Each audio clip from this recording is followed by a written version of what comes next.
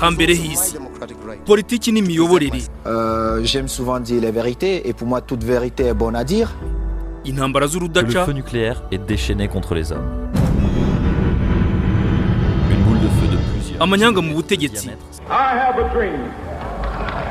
Ugwamamare no kurindimuka kw'ingoma. Impinduka zagiturumbuka uko ibihe byagiye bigimbuka kujya imbere niyo makuru musangizwa ku rubuga hambere hisi. Yes we can. Yes we can. Yes we can. N'ibiganiro mutegurirwa na Tuyishime Jado Office.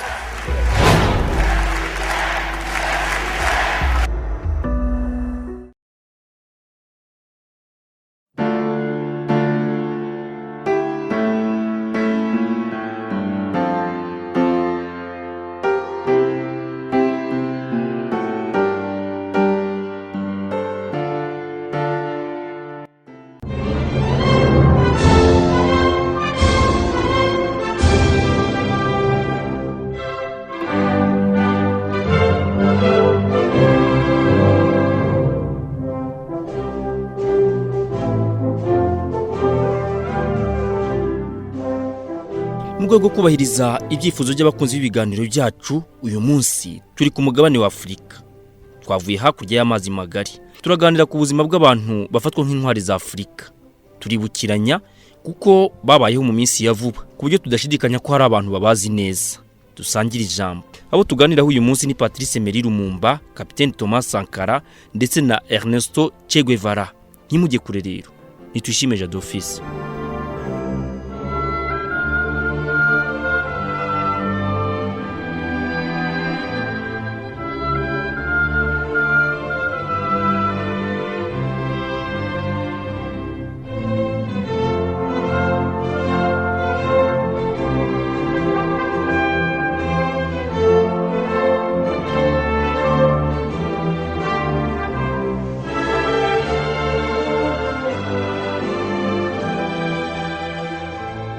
Turabizi neza ko hari abantu benshi bafatwa nk'intwari muri Afurika, ariko twabahitiyemo abangabo.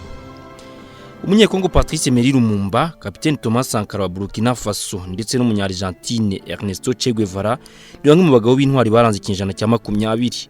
Babayeho mu bihe bitandukanye cyane mu by'ukuri. Aba bagabo kandi uwitegereje asanga hari byinshi bari bahuriyeho. Bose baharaniraga impinduka, baraba revolutionnaire. Mbere na mbere, politiki y'amatsi ibihugu barayirwanyije bose. Ibitekerezo bya gikomunisti bose bari babihuriyeho. Ikindi bazwiho bose nuko bapfuye impfu zijya gusa. Bapfuye bakiri bato, nyamara basiga amateka maremare, ku buryo kuvuga ibyabo byose mu minota nk'iyo dufite no gucishiriza. Mu minsi iri imbere tuzagenda tubabwira birambuye, kandi tubabwire n'abandi bantu benshi bafatwa nk'intwari za Afurika. Reka duhere Kongo.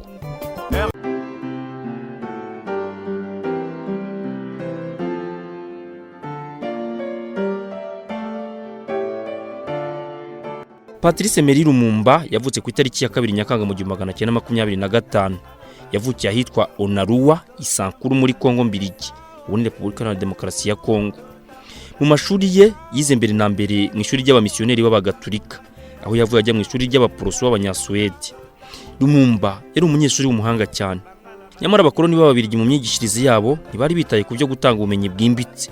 Amashuri yabo yabagara yo gutanga ubumenyi buciriritse, kandi hagatoranwa bake b'abahanga baziha Imana, abandi bakazabafasha mu turimo tunyuranye twatumaga bayobora neza. Nyuma y'aya mashuri y'abakoloni, Lumumba yatangiye kwiyigisha, ibi bita autodidacte, aho yatangiriye gusoma ku buryo bwimbitse ibitabo binyuranye by'abanyamateka, ahanini ashaka kumenya impinduramatwara y'Abafaransa, no kuvuga Revolution Française. Yasesenguye cyane amateka y'ibihugu nka Haiti, Leta Zunze Ubumwe za Amerika ndetse n'Uburusiya. Nyuma yaho rero yagiye akora imirimo inyuranye nk'umukozi wo mu biro. Kugeza mu mwaka wa 1945, Patrice Emery Lumumba yakoreraga isosiyete yakoraga ibijyanye n'ubucukuzi bw'amabuye y'agaciro muri Kivu y'Amajyepfo. Aka kazi yakavuyemo ajya kuba umunyamakuru.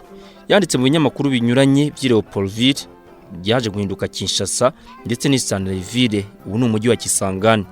Gukora muri ya sosiyete y'ubucukuzi bw'amabuye y'agaciro byatumye Lumumba yumva neza ubukungu butangaje bw'igihugu cye cya Kongo, ndetse yibonera n'uburyo bwasahurwaga cyane n'uruhare rwabwo mu gukiza ibihugu by'abakoloni nk'ubirigi bwari bwarakonje iki gihugu cye.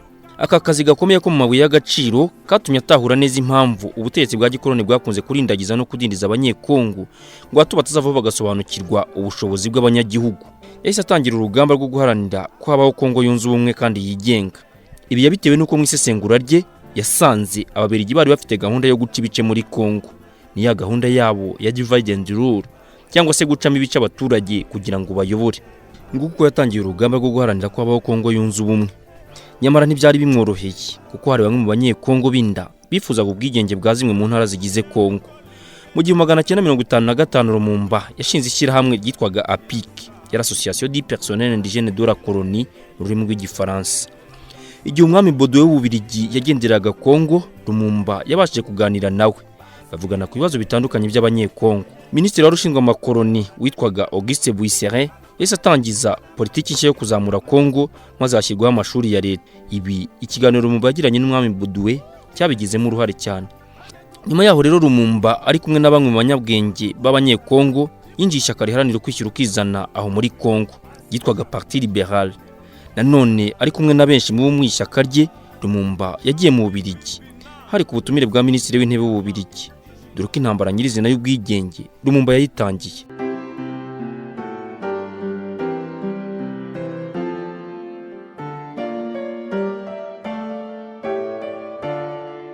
Mu 1957 Patrice Lumumba yarafunzwe. Yaziraga kwiba kuriye cyangwa se ibaruwa cyangwa se ubutumwa butamugenewe ngo bwari ubw'umuzungu. Ntiyatinze kurekurwa. Yakomeje ibikorwa bya politiki kandi abifatanya no kuba umuyobozi w'ubucuruzi muri brasserie cyangwa se urwengero. Ntibyatinze.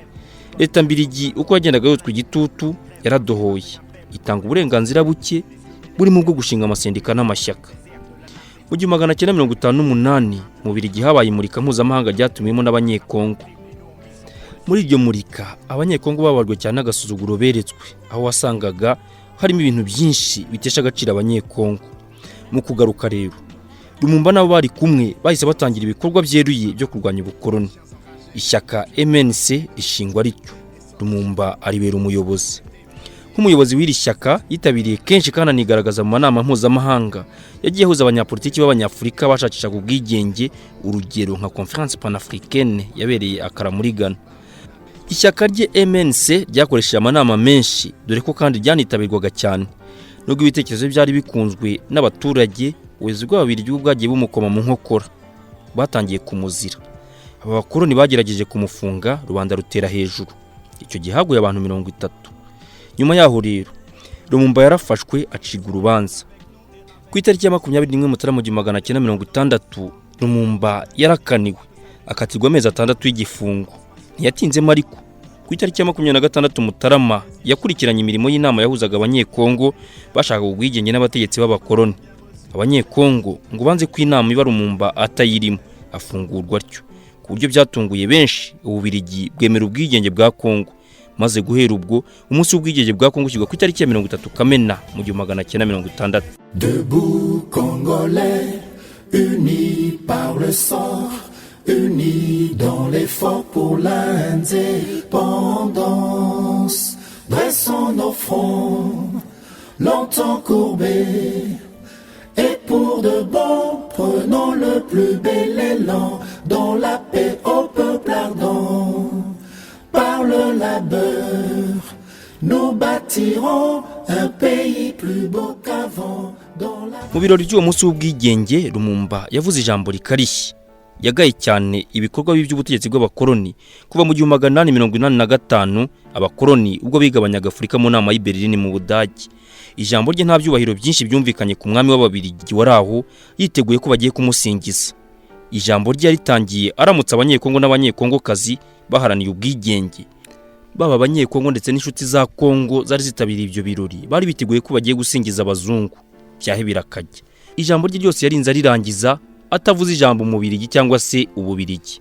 Mu rurimi rw'igifaransa yarateruye ati "Aux Congolais et Congolaises, aux combattants de l'indépendance." Arakomeza. La République du Congo a été proclamée et notre cher pays est maintenant entre les mains de ses propres enfants. Ensemble, mes frères, mes sœurs, nous allons commencer une nouvelle lutte, une lutte sublime qui va mener notre pays. Nkuko twahoze tubivuga kandi Lumumba ntigeze na rimwe yifuza icyatandukanya abanyekongo nk'intara za Katanga zifuzaga kwitandukanya kubera ko zari zifitemo umutungo kamere mwinshi. Lumumba aha yagize ati: Et assurer que chacun reçoive la juste rémunération de son travail. Ababiligi baduha ubwigenge bumvaga ko ubwo bwigenge nta kindi buvuze usibye ishyirwaho rya leta baringa bazajya bakoresha uko bashatse. Ikindi kandi Katanga ntigomba kuva muri Kongo. Katanga igomba guhama muri Kongo kuko Kongo ni Katanga, Kasai, Province Orientale, Province ya Equateur ndetse na Province ya Leopoldville. Izo ntara zose uko ari 6 zikoze igihugu kimwe kandi ubumwe bw'igihugu cya Kongo bugomba kugumaho. Nous avons connu que nos terres furent spoliées selon des textes prétendument légaux qui ne faisaient que reconnaître les droits du plus fort. Nous avons connu que Mbere gato y'ubwigenge muri Gicurasi mu 1960 MNC n'andi mashyaka bafatanyije bari baratsinze amatora. Lumumba wa ministre w'intebe wa Kongo Joseph Kasavubu abaperezida wayoboraga kugeza nyuma gato y'ubwigenge. Ubutegetsi bw'ububirigi ndetse n'amakompanyi y'ubucuruzi bw'amabuye y'agaciro ntibifuza ko Kongo yagira ubwigenge busesuye kubera ko bashaka gukomeza kuyivoma uwo mutungo kamere. Ububirigi bwifuza gukomeza kugira ijambo mu nzego nkuru z'ubutegetsi bw'igihugu ndetse no mu gisirikare. Ibi byatumye abasirikare b'abanyekongo bigomeka, bicamwe mu basirikare bakuru b'ababirigi, abagore n'abakobwa babo bakorerwa ibyamfurampi. Ibintu byarakomeye. Abenshi muri abo bazungu barahunga.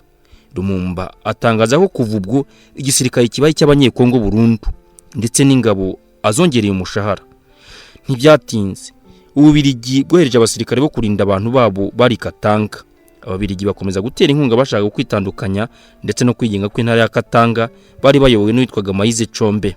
Icyo gikorwa cy'ababirigi cyatumye ibintu bishyuha. Repubulika z'Ubumwe z'Abasovieti zivuga ko nazo zigiye kwinjira muri Kongo. Ababirigi bacisha make. Buhoro buhoro Ububirigi bwagiye butakaza ijambo muri Kongo.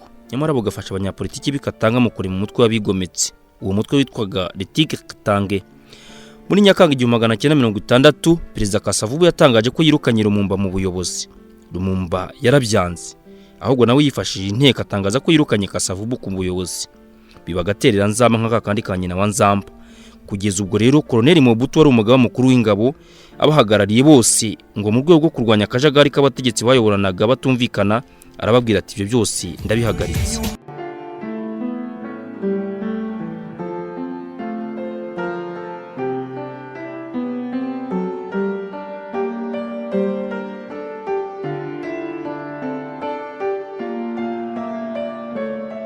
Icyo gihe Colonel Mobutu yashyizeho Collège des Conseillers Généraux kara kanama yashyizeho kugira ngo kayobore igihugu kugeza muri Mutarama 1961. Kuva icyo gihe Lumumba yarebwe nabi. Ashinjwa na Mobutu gukorana cyane n'abakomuniste b'Abasovieti ahanini ari ukugira ngo arebwe neza n'Abanyamerika, Abafaransa ndetse n'Ababirigi. Ibintu byagiye bikomera. Lumumba agerageza guhungira Sandeville ni Kisangani y'iki gihe. Mobutu amukurikiza abasirikare bamufata mpiri. Baramufunga nyuma za kwererwa Ikatanga kwa Moise Chombe aho yaguye ngashinyaguriwe. Bivuga ko hari ku itariki ya 17 Mutarama mu 1961. Ngo umurambo we wajugunywe ku gasozi bayabowe na Pierre Murere abari basangiye ibitekerezo bya Lumumba bahise bari mu mutwe w'inyeshyamba. Izi nyeshyamba zararwanye ntizatinda gufata 2/3 by'igihugu cya Kongo. Afashijwe n'Abanyamerika na Isiraheli, Mobutu yongeye kwisubiza aho yari yambuwe n'abarwanyi ba Murere. Afashijwe n'Abanyamerika n'igihugu cya Isiraheli, Colonel Mobutu yongeye kwisubiza aho yari yarambuwe n'abarwanyi ba Murere, igikorwa atari kwishoboza atitabaje amahanga. Kugeza ubu urupfu rwa Lumumba baruvugamo uruhare runini rw'Ububirigi na Leta Zunze Ubumwe za Amerika. Ahagana mu mwaka 2002 Ububirigi bwemeye uruhare rwabwo mu iyicwa rya Lumumba, ariko Amerika yo kugeza n'uyu munsi nta kirabivugaho. Urupfu rwe rwabaje abanyekongo n'abatari abanyekongo. Patrice Emery Lumumba yemerwa nk'intwari y'igihugu kuva ku butegetsi bwa Mobutu nubwo bizwi neza ko yagize uruhare mu rupfu rwe. Itariki yapfuyeho ya 17 Mutarama ni umunsi wa konje, ni umunsi w'ikiruhuko mu gihugu cyose, aho igihugu cyose kibuka urupfu rw'intwari yaharaniye ubwigenge bwa Kongo. Kubirebana n'umuryango we yari yubatse afite abana 5 barimo François Lumumba n'ubu kigaragara mu rubuga rwa politiki ahagaragaza ibitekerezo bya se. Cyakora nta mbaraga nyinshi afite nkuko bigaragara hirya no hino mu bitabo twabasomeye. Mugume ku murongo, mukanya tujye muri Burkina Faso. Thomas Sankara yari muntu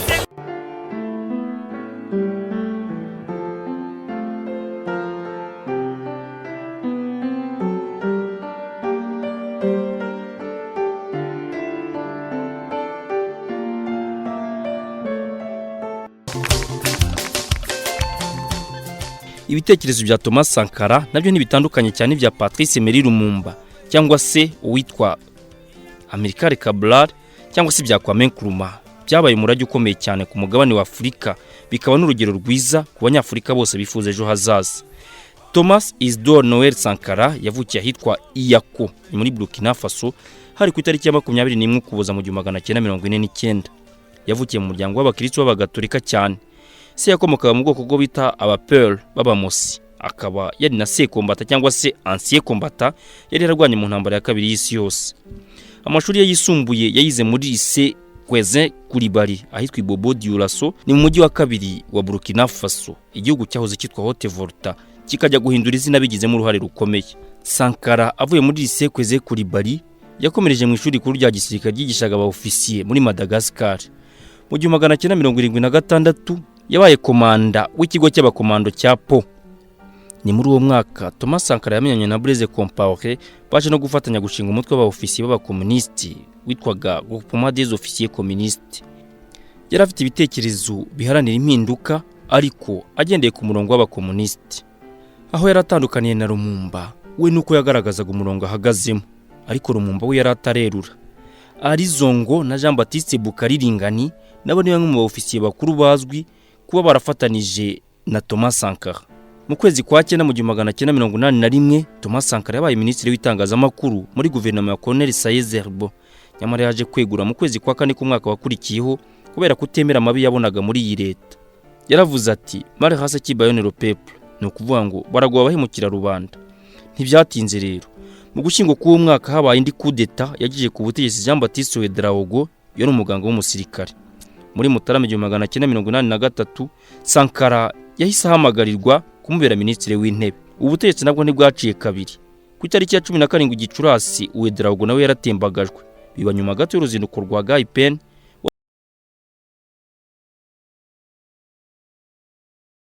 wari umunyamabanga wa Perezida François Mitterrand ku kibazo cya Afurika. Ubutegetsi bwa Mitterrand mu Faransa bukunze kuvuga ko bwaragize uruhare runini mu iryo hirikwa ry'ubwo butegetsi.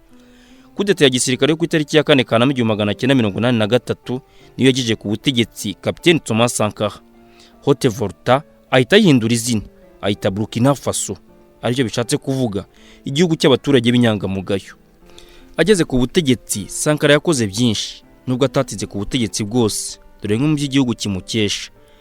Ku ikubitiro yakuye igihugu mu kwaka Ubufaransa, dore ko yangaga cyane politiki yampatse ibihugu by'i Burayi. Yarwanyije ruswa mu buyobozi. Mu gihe yamaze ayobora, imanza baryaga ruswa zose zacishwaga kuri radio y'igihugu, abaturage bakabyumva n'ibihano byabafatiwe.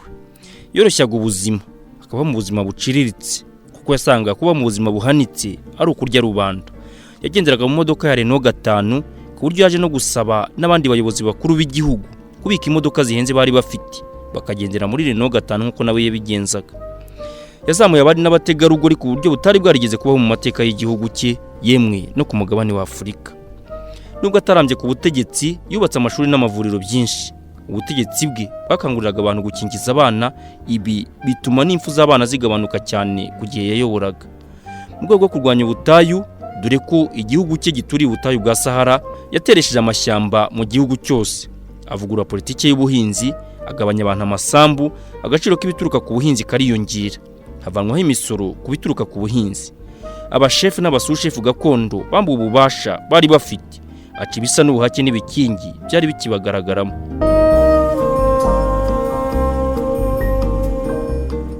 Igihe cy'ubutegetsi bwe, abaturage bashishikarijwe cyane mbere na mbere gukoresha ibikorerwa iwabo, ibyo bikorera kandi biboneka mu gihugu. Umwanya w'ibituruka mu mahanga byo yabonaga ko bidindiza abaturage, bibabuza gutekereza no guhanga udushya. Hubatswe amacumbi menshi mu gihe cy'ubutegetsi bwe, bityo n'ikibazo cy'ubukode bw'amazu kiragabanuka. Thomas Sankara kandi yashyizweho icyitwaga CDR, byasobanuraga Comité de Défense de la Révolution. Iyi CDR rero wari umutwe yari yararemye witwaraga gisirikare, warushinzwe kurengera impinduramatwara cyangwa se défense de la révolution, ugatera ubwoba barya ruswa abayitanga n'ababishyigikiye bose. Byumvikane ko inzira yaganishaga mu gihugu cya Burkina Faso yari nziza, ariko ibintu byatinze. Atitaye ku mpinduka Sankara yagendaga yihutisha mu gihugu, Blaise Compaoré wafatwaga nk'umuvandimwe we yamukoreye coup d'état ari nayo yamuhitanye. L'Afrique, à nouveau secouée par le démon du coup d'État. La nouvelle a été confirmée ce matin à Ouagadougou. Thomas Sankara, ancien chef d'État du Burkina Faso, l'ancienne Haute-Volta, a été tué hier lors de l'attaque du palais présidentiel. Thomas Sankara, un président pas tout à fait comme les autres. Le 15 octobre 1987, Thomas Sankara est surpris en pleine réunion avec une douzaine de collaborateurs.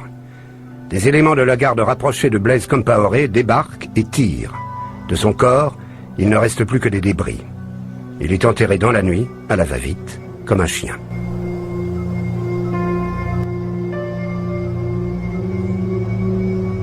Thomas savait très bien qu'il devait mourir. Sankara afatwa ku itariki ya 15 Ukwakira mu 1987 nyuma y'imyaka 4 gusa ari ku butegetsi. Sankara ngo yemeraga cyane ibitekerezo bya Ernesto Che Guevara. Mu cyumweru cyabanjirije urupfu rwe ngo yari yakoze imihango i Ouagadougou yo kwibuka no guha icyubahiro Che Guevara, intwari y'umukomunisti wari umaze imyaka 20 apfuye. Ikindi cyari kizwi kuri Sankara nuko ataryaga indimi imbere y'ibibazo bifatika. Urugero, mu nama yabereye i Paris yo gukuriraho imyenda y'ibihugu bya Afurika n'ibindi bihugu bikennye, yaravuze ati utazi uburemere bw'ikibazo tuganiraho niyitahire. Qui ici ne souhaite pas que la dette soit purement simplement effacée? Celui qui ne le souhaite pas, il peut sortir. Mpamvu ngo nuko yabonaga abanyafurika baterura ngo bagaragaza ikibazo bafite, yashishikarije icyo gihe aho bari kumwe kugaragaza aho kuri. Celui qui ne le souhaite pas, il peut sortir, prendre son avion et aller tout de suite à la Banque mondiale payer. Tous nous souhaitons. Thomas Sankara atuzi ko afite ubushobozi bwo kwishyura imyenda niyo indege ajye ku cyicaro cya banki y'isi yose kwishyura, kuko we tudasangiye ikibazo nta mwanya afite hano.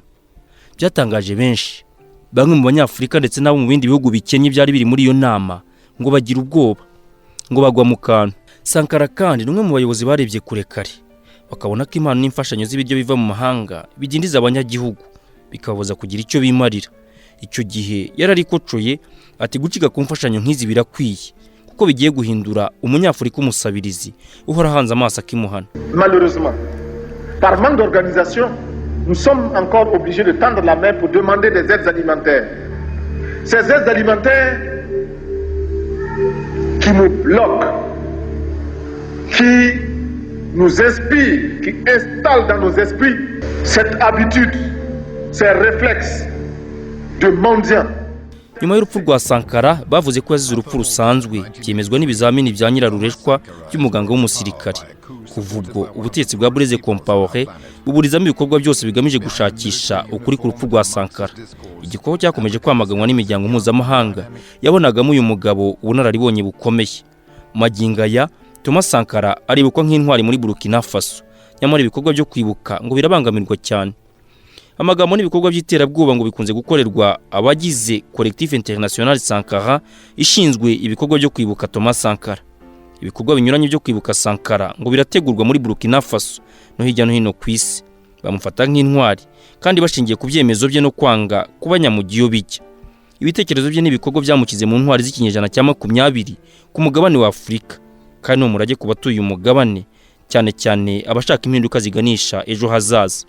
Thomas Sankara ngo yasanze izina Haute-Volta ryari ryarahawe igihugu cye n'Ubufaransa atari irinyafurika, maze ararihindura.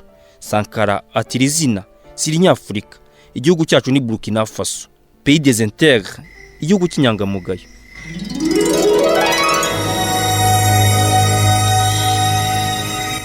Tugeze ku munya-Argentine Ernesto Che Guevara. Uyu mugabo si umunyafurika, ariko umusade yatanze mu guharanira kuvugurura imiyoborere ndetse n'imibereho y'umunyafurika byatumye abanyafurika bamufata nk'umuvandimwe wabo ndetse n'intwari y'Afurika. Ernesto Rafael Guevara de la Serna yavukiye ahitwa Rosario muri Argentine hari ku itariki ya 14 Kamena mu 1928. Ubwene gihugu bwe ni umunya-Argentine, yari imfura mu muryango w'abana 5. Uburwayi bwa asima bwaranze ubuzima bwe bwose, nyamara akagerageza kuburwanya akina cyane. ise witwaga Ernesto Guevara Lynch niwe wamwigishije umukino wa eshek.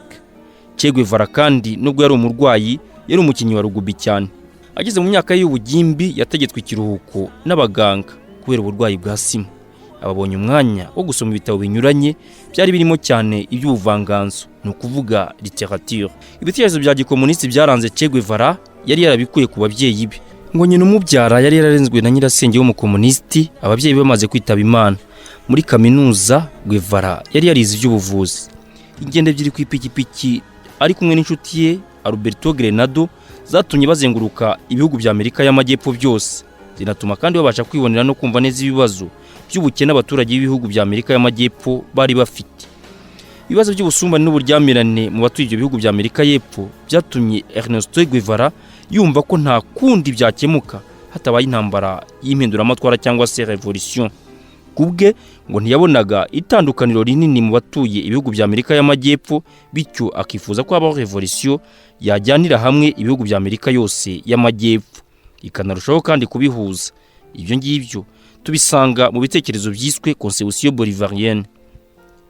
Urugendo rwe rwa mbere rwabaye mu 1951, urwa kabiri arukora mu 1953. Yari umurevolutionneri. Twabibabwiye no kuvuga yaharaniraga impinduka kandi ku buryo bwagutse mu bitekerezo. Ntiyarakibona nk'umunyargentine, yumvaga ahubwo ari umuturage wa Amerika y'Epfo n'uw'isi yose muri rusange. Nicyo rero cyatumye abenshi bakunze no kwibwira ko ari umunyacuba, kuko yayoboye urugamba rwo kubohoza Cuba mu cyiswe Guerrilla Internationaliste Cubaine afatanije na Fidel Castro. Mu ngamba barwanye turaje kuzumva. Che Guevara yarwanye ingamba nyinshi muri Amerika y'Amajyepfo, ariko cyane cyane muri Cuba aho banatsinze akajya mu myanya ikomeye y'igihugu atari umunyacuba gakondo. Fidel Castro yagombye guhindura itegeko nshinga ngo kugira ngo abone uko yinjiza Guevara muri guverinoma bitewe n'ubutwari bwari bwaramuranze aharanira ubutegetsi muri iki gihugu. Ku itariki ya 7 Gashyantare mu 1953 guverinoma ya Cuba yatangaje ko kuva ubwo Ernesto Guevara abaye umwene gihugu nk'abandi. Byari mu rwego rwo kumwitura ubwo bwitangiye yagize mu gihe cyose bamaze mu ntambara kugeza babonye intsinzi. Kuva babona intsinzi muri Cuba mu 1959 yagerageje gufasha abashaka kubohoza Panama ndetse na Republique Dominicaine, ariko hose birananirana. Nanone kandi kuva babonye intsinzi yagaragaye mu myanya inyuranye mu buyobozi bukuru bwa Cuba, aho yanabaye minisitiri ushinzwe inganda. Yifuza kuba yahindura byinshi mu iterambere ry'inganda rya Cuba, nyamara yarinze hava atarabigeraho neza. Ernesto Che Guevara yanga politiki ya Leta Zunze Ubumwe za Amerika. Yavugaga ko ari yamatsi ibihugu kandi ari iteza ibibazo mu bihugu bya Amerika y'Epfo yose. Mu mwaka wa 1962 Ernesto Guevara yagize uruhare rukomeye mu cyiswe crise des missiles, aho yumvikanye n'Abarusiya bashinze ibitwaro bya misile muri Cuba. Ibi bitwaro Guevara yumvaga bizarinda Cuba ibitero by'Abanyamerika. Igihe kimwe ngo Ernesto Guevara asubiza umunyamakuru wari umubajije, yaravuze ati iyo abizi misile zagengwaga na Cuba twazazikoreshe tukarasa Amerika. Icyo gihe yari yagiye hagarariye Cuba mu nteko rusange y'umuryango w'abibumbye, akibasira cyane Leta Zunze Ubumwe za Amerika muri iri jambo. Historia tendrá que contar con los pobres de América, con los explotados y vilipendiados de América Latina que han decidido empezar a escribir ellos mismos para siempre su historia.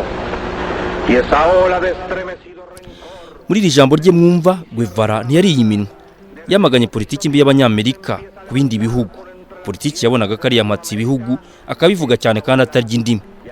Ernesto Guevara yumvaga ko impinduka zitagarukira muri Amerika y'Amajyepfo gusa, kandi yagerageje henshi.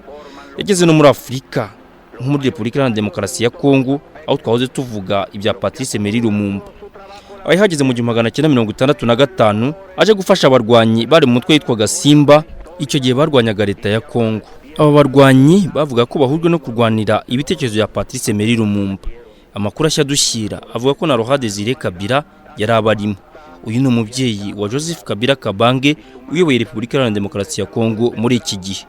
Ernesto Che Guevara ngo yari muri Repubulika Iharanira Demokarasi ya Kongo ku buryo bw'ibanga.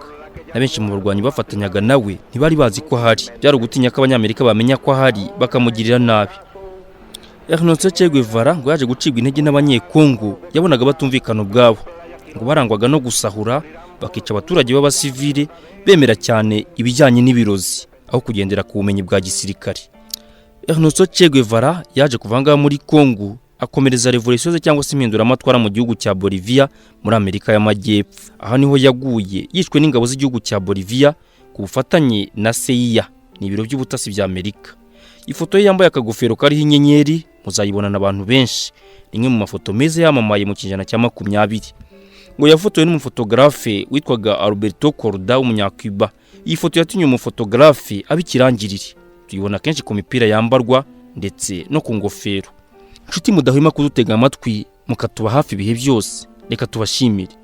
Amateka twari twabateguriye kuri aba bagabo bafatwa nk'intwari za Afurika. Reka tuyasubikira hangaha.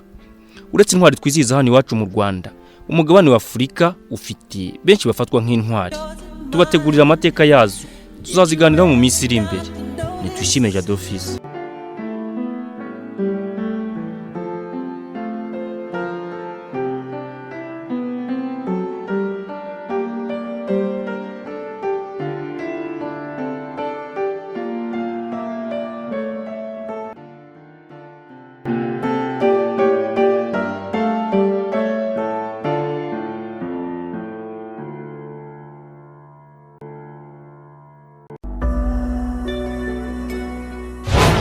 Hambere hisi politiki n'imiyoborere.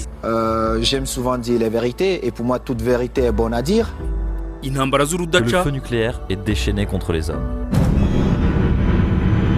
Une boule de feu de plusieurs. Amanyanga mu butegetsi. Ubwamamare no kurindimuka kw'ingoma. Impinduka zagiturumbuka uko ibihe byagiye bigimbuka kujya imbere. Niyo makuru musangizwa ku rubuga Hambere hisi. Yes, we can. Yes, we can. Yes, we can. Ni ibiganiro mutegurirwa na Twishime Jadofis.